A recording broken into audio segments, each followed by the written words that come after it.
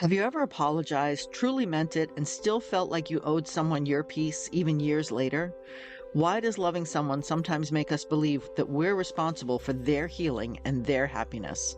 Listen in and we'll learn to let go of the responsibility and guilt that you're carrying for someone else's lack of peace. This podcast is always 20 minutes or less, so you don't have to feel overwhelmed or overhaul everything in your life, but just make small, simple changes to create more calm and peace. To get to your better life, make small changes and begin to live it. Hey friends, welcome back or welcome for the first time. I'm so glad you carved out this little pocket of time today, this little moment for you, because as we're always talking about, you don't need to earn these moments, you deserve them every day. So today we're talking about something that I've recently been experiencing, and I know a few others have as well that I've talked with. So I thought it'd be good to get it out and have a chat, which is about our desire to fix things for others, to help others be happy, and especially if our actions might have caused issues. But how do we figure out how to move past what's already been done without owning the other person's growth or happiness? These podcasts are many times just as much for me as they are for you. So let's get into it. Have you ever apologized for something, really and truly meant it, tried to make it right, and then still felt like you were somehow supposed to keep managing the other person's feelings afterward, maybe even years later? Or maybe it's not even about something you did wrong at all. Maybe it's just a parent, a sibling, a friend, a partner, and you just feel this constant pull to keep smoothing things over, keep checking in, keep carrying the responsibility of their happiness in your own pocket, like it's your job to make sure they're okay. If that sounds familiar, get comfy because we're probably going to get a little uncomfortable at first, but my goal is to leave you feeling lighter and selfishly help myself in the process. The idea is simple to say, but sometimes hard to live. You are not responsible for fixing anyone else or creating their happiness. I'll say it again. You are not responsible for fixing anyone else or creating their happiness. Not your partners, not your parents, not your adult child, not your friends, not even the happiness of someone that you may have hurt in the past and already apologized to. Their peace, their growth, their happiness, that is their work to do, and yours is yours. So let's start with a story. So picture someone who made a mistake years ago. Maybe they said something harsh in an argument. Maybe they missed an important moment in someone's life. Maybe there was a season where they were not the friend or partner or parent that they wished that they'd been because they were sinking and struggling in their own lives at the time. And they recognized it later. They apologized, really apologized, the kind where you own it fully, you don't make excuses. And still years later, that other person brings it up. Still holds a little bit of coldness. They're distant. They still seem to carry some hurt around it. And so this first person spends years trying to earn back peace for the other person by overcorrecting, trying super hard to always do the right thing, over explaining, walking on eggshells. The first person is feeling like every interaction is another chance to prove that they're really sorry, and yet it never feels like it's enough. So they keep trying harder to fix things and create peace and happiness for the other person. And we quietly begin believing that because we caused pain once, we're now responsible for making sure that person heals. And if you're listening in today, it might be because you're thinking of someone already, maybe even yourself. But here's the thing I want to gently challenge today. An apology is yours to give, and your growth after a mistake is absolutely yours to do. But someone else's healing, their choice to forgive, their ability to find peace with what happened, that part is not yours to control and never was. You can hand someone an apology and even do everything right in the years after. They still get to decide what to do with their own heart. And that's not a flaw in you or that you didn't apologize enough. That's just how being human with other humans works.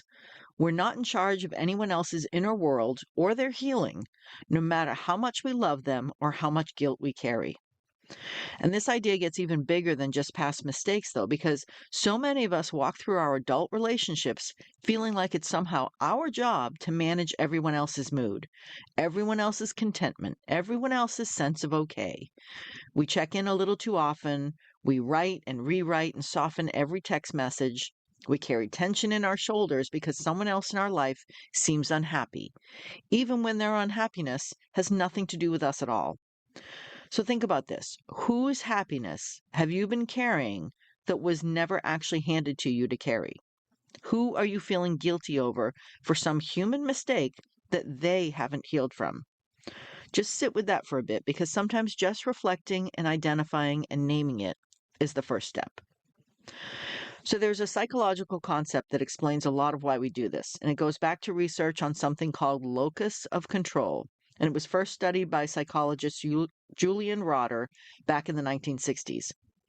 So people with what is called an internal locus of control believe their own choices and actions shape their life, while people with an external locus of control tend to believe outside forces, including other people's moods and reactions, determine how their life goes. And what researchers have found again and again since then is that people who have a stronger internal locus of control, meaning they focus energy on what they can actually influence rather than what they can't, they report higher life satisfaction and lower anxiety over time. When we spend our emotional energy trying to manage things that were never ours to manage, like another adult's happiness, we're essentially handing our peace over to something completely outside of our control. And no wonder it feels exhausting, overwhelming, and out of control ourselves. It's like trying to steer a car from the passenger seat. But there's some wonderful research on what therapists call the helper's trap as well. The pattern where people, often the most kind hearted and empathetic among us, take on responsibility for regulating the emotions of everyone around them.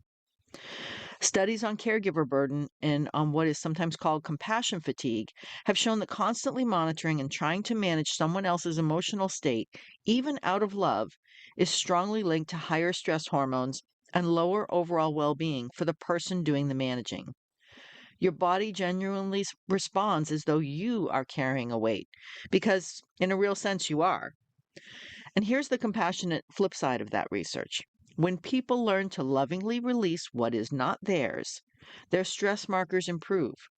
Their relationships often improve too, because relationships tend to get healthier when both people are standing on their own 2 feet instead of one person trying to prop up the other. So I think it's a good moment to bring in a small action you can start today, something really small like we're always talking about. The next time you notice yourself about to over apologize, over explain, or check in on someone's mood for the third time in a day, pause and ask yourself one question. Is this mine to fix, or am I trying to control how someone else feels? That single pause, that one honest question, starts to build a new habit. And you're not being heartless by asking it. You're being honest and self aware. Some things are genuinely yours, like your tone, your effort, your integrity, your willingness to repair. Other things are genuinely not yours, like whether another adult chooses to heal, chooses to forgive, or chooses to hold on and not forgive. And separating those two categories is not selfish. It's actually one of the most self respecting things that you can learn to do for yourself. So let's talk for a moment about apologies specifically, because I know this is a hard one for a lot of us. If you've done the work, you truly said, I'm sorry, and meant it. If you've shown through your actions since then that you've grown, you've done your part. That's it. You don't get to control the pace of someone else's forgiveness or whether they choose to hold on to the old hurt. And as painful as that can be to accept, it's also incredibly freeing once it settles in because it means you get your energy back. You stop begging for forgiveness and let it happen if and when it needs to happen for the other person. You get to simply keep living with integrity and let the other person's healing unfold in their own time, in their own way, or not at all. They're all allowed, but it's all theirs to do. There's an old quote that says, we cannot choose our external circumstances, but we can always choose how we respond to them.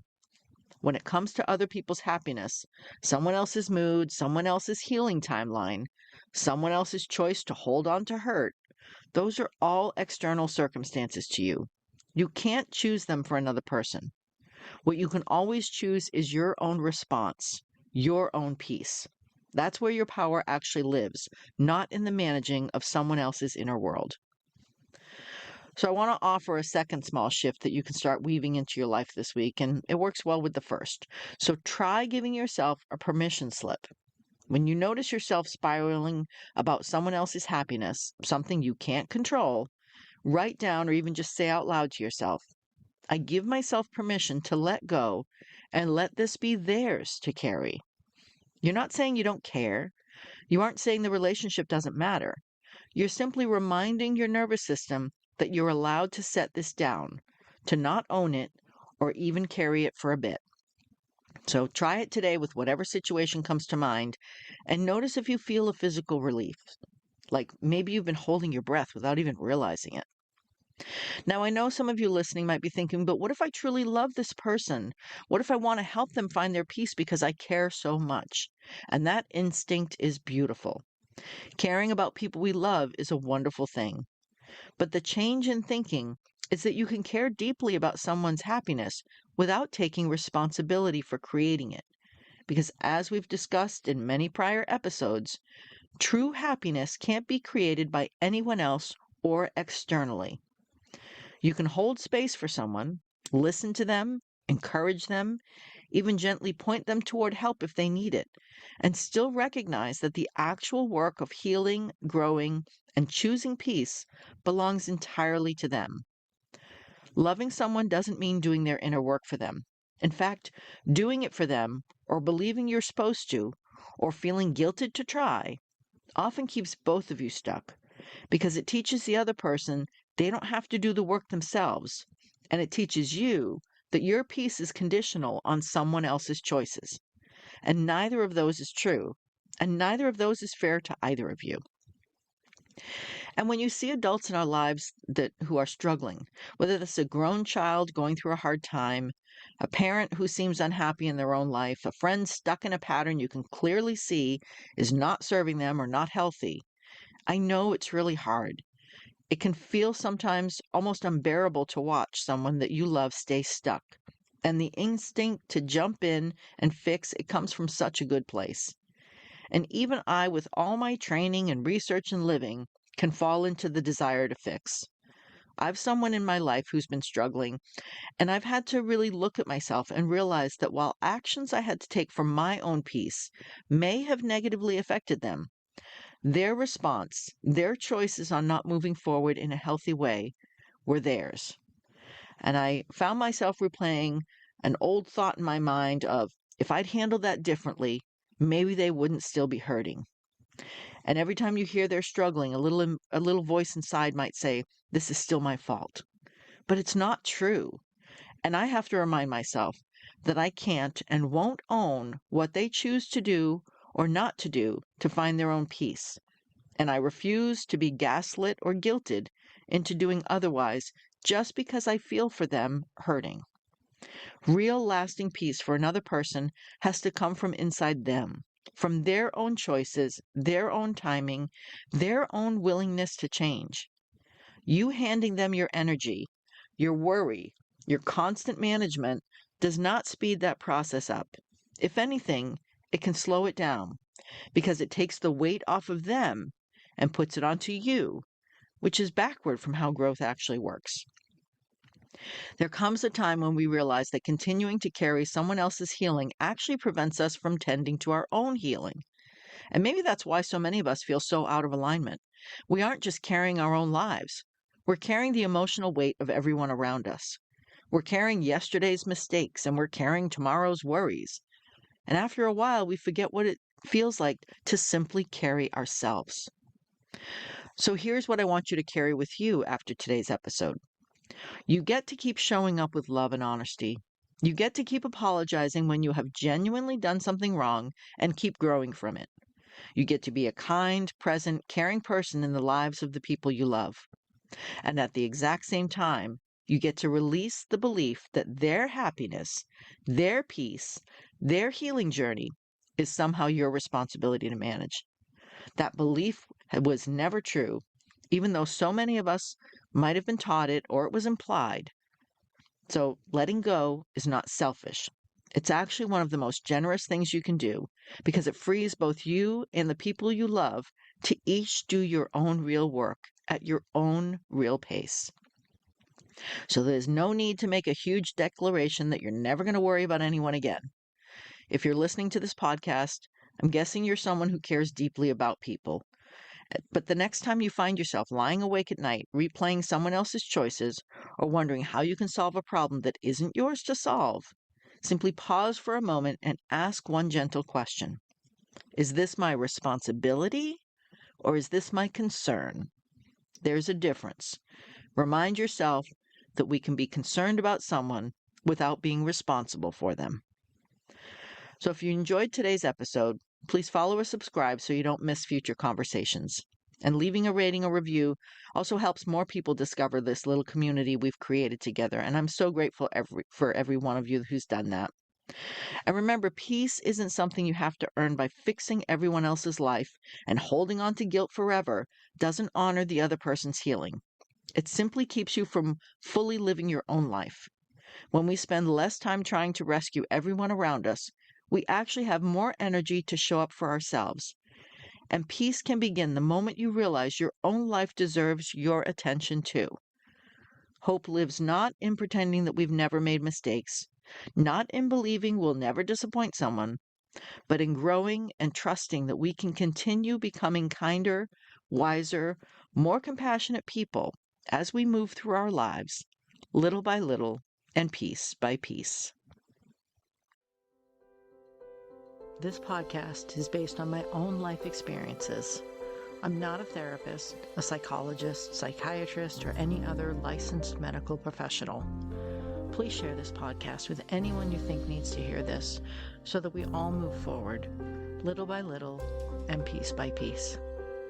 And thank you, Purple Planet, for sharing your music. And if you can please follow and review, it really does matter.